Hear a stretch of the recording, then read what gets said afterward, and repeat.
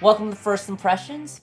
My name's K.C'arl Lee. And I'm Jaysen Headley. First Impressions is where we give our initial thoughts on TV shows, video games, or comics, or whatever we want. And this week we're going to be talking about story shows. Alright, so we don't really have a rating system for TV shows, but maybe you can tell us how we should be rating TV shows. I think for now we'll just rate it out of 5 stars and pretend we know what those stars mean. Or maybe you don't rate them, I don't know. Or we'll just rate them out of chickens, like 5 chickens. We'll see. Anyway, we're going to start with Arrow, we're also going to talk about The Flash, and we're also going to talk about the premiere of American Horror Story Freakshow. So let's start with Arrow, and please recognize we're going to talk about spoilers. So if you haven't seen it, this would be a good time for you to go watch it and then come back. Arrow, what'd you think? We had very different opinions of this episode. Yeah, we do. I wasn't super impressed by it. I definitely liked the end. The end really made it for me. And also the little things did make it for me. Like it's almost like when they first made the show, they had to change certain things. You know how when they make movies, they change certain things to make it work? Yeah. Well, I feel like they changed certain things to make it work, like calling Star City Starling City, for example. Right. And then, so now that they have the show established and everything, now they can kind of work backwards and fix things and make it the way it should be. And so now they brought in this idea that they're changing the city's name to Star City, and I thought that's awesome. And that's a really great example of how they probably should do other shows and make it work like that. I like the introduction of the Atom. I mean, I'm more excited about the introductions of new characters. And I loved what happened at the end, but everything else in between was just okay. Yeah, see, I really liked it. I thought there was a great mix of drama and action. I loved his bow, like, clamping in on itself. Oh, yeah. That was so cool. Special effects. I love, excuse me, all the moments with Felicity. That ending was crazy. I like the ending. The ending was awesome crazy. I mean, it was heartbreaking, but crazy and amazing. I really like the new characters we're introducing. I like the new direction the show is going in. I can't wait to see more. I loved it. I'm sure it's gonna get really good or get better right. if anything. I mean, who do you think that person was who shot? I really think it's Tia. I do when too! You said that, when you said, "Oh, I think that's Tia," I was like, "Yeah, that's yeah." Tia. Wouldn't that be? She's like, "Yeah, why are you back?" or whatever it is. I was like, "Oh shoot." So, if you had to rate this out of 5 much more pointy cowls than last season, how many cowls would you give it? How many cowls? 3.5. 3.5. I would give it a 4 cowls. I thought it was extremely pointy. Oh, I thought it was too pointy. It was a very pointy. That was my problem with it. All right, next up, The Flash premiere. What'd you think? I'm really looking forward to the show, especially because of all the things I've read about, all the characters that they're introducing, and the idea that the things that they snuck in there. I mean, Crisis, that the Flash dies in the future, spoiler alert, and the whole Dr. Wells. Who the heck is this guy really? And a lot of Gorilla Grodd stuff coming up. Yeah, it's just like I feel like there's so many possibilities, and I'm really looking forward to seeing what they do with it. Yeah.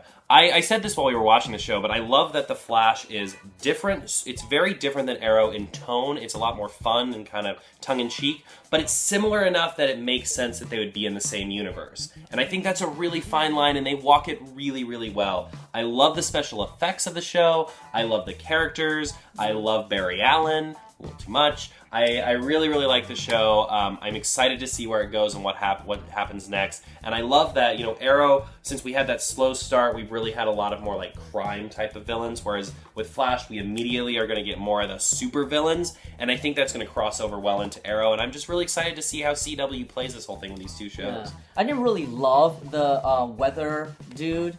I mean, kind of a one-trick pony villain. But because of what I read, I realized it's his brother who's gonna end up becoming the Weather Wizard, which I guess makes sense of trying to create motivation for why he would want to kill the Flash, I guess, because you killed my brother, or you put my brother in jail, okay, something like that. Yeah. So I'm like, okay, these are the same guys who are putting together Arrow together, and they're just stacking all these things up for the future. So yeah, I think it's really promising. Yeah, for sure. Promising. If you had to give this episode out of 5, what would we say? Out of 5 weird lightning logos, how many would you give it? Weird lightning logos.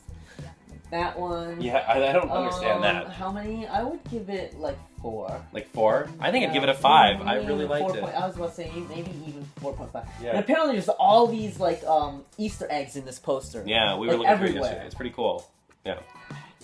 All right. And finally, let's talk about American Horror Story. Now, I'm going to throw out there that I thought last season American Horror Story was not only the worst season of American Horror Story, but one of the worst seasons of any TV show I've ever seen. It was so terribly written, I wanted to slap someone. Yeah. It was really, really, really bad. So this season, I was very apprehensive to watch Freak Show, but I'm glad I did because I thought it was really good. What do you think? Yeah, it's so much more grounded than the previous one. Yeah. And there's just so much... I don't know what to call it. I mean, it's already in the carny, type of atmosphere, which already makes it creepy and, like, darker, I guess. Yeah. And every character is such a, what do you call it?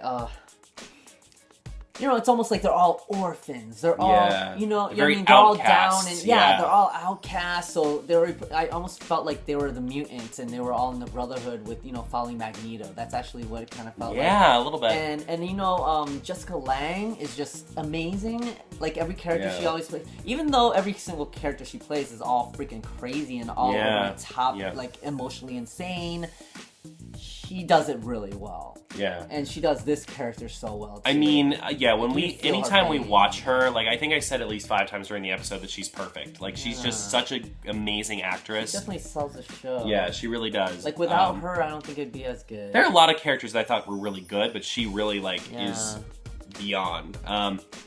My one call out of the show would be that I thought the accents of Jessica Lange and Kathy Bates, sometimes they had an accent and sometimes it went away, and hopefully that gets a little better because, yikes, the accents were a little rough. But overall, I thought it was a really cool episode. The clown, I think the clown is super creepy. There was nothing in season 3 that was as creepy as that clown. It kind of harkens back to season 1 and 2 where there were things that were actually horrific. Whereas I didn't really think there was anything quite that way in season 3. I mean, season 3, I think they had some good ideas and they had some creepy stuff. It's just that everything else around it and how the story was built. The story was built really bizarrely. Yeah. And this season is a lot more forward, a lot more normal, what we're used to storytelling, which I think was good. But it has the possibility of crapping out on it. It does, which is why we'll watch the second episode. But yeah, I really liked it. Out of creepy clowns, how many creepy clowns out of 5 would you give it? You know what? I want to give it like a 3. Yeah. 5. I'm gonna give it 3. I'm gonna give it 3 creepy clowns. I thought it was really good, but I want to see more.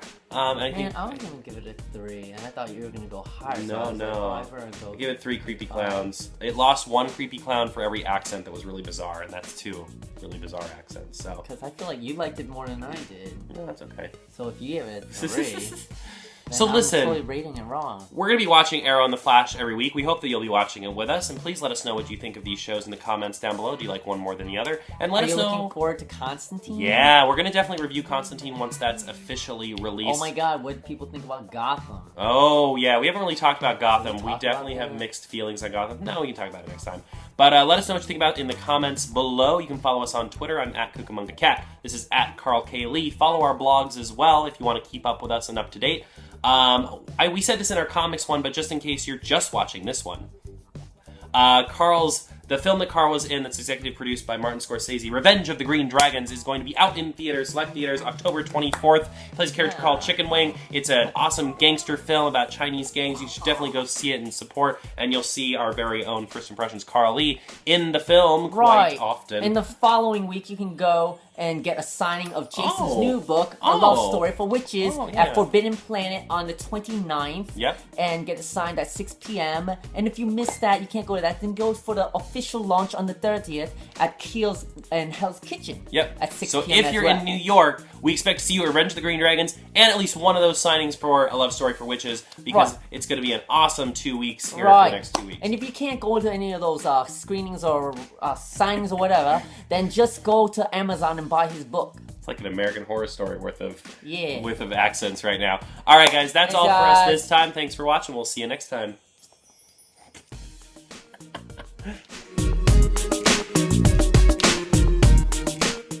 Right now, we're going to talk about 2 TV shows. 3. My name is C'arl Lee, and 3 TV shows. Oh dear.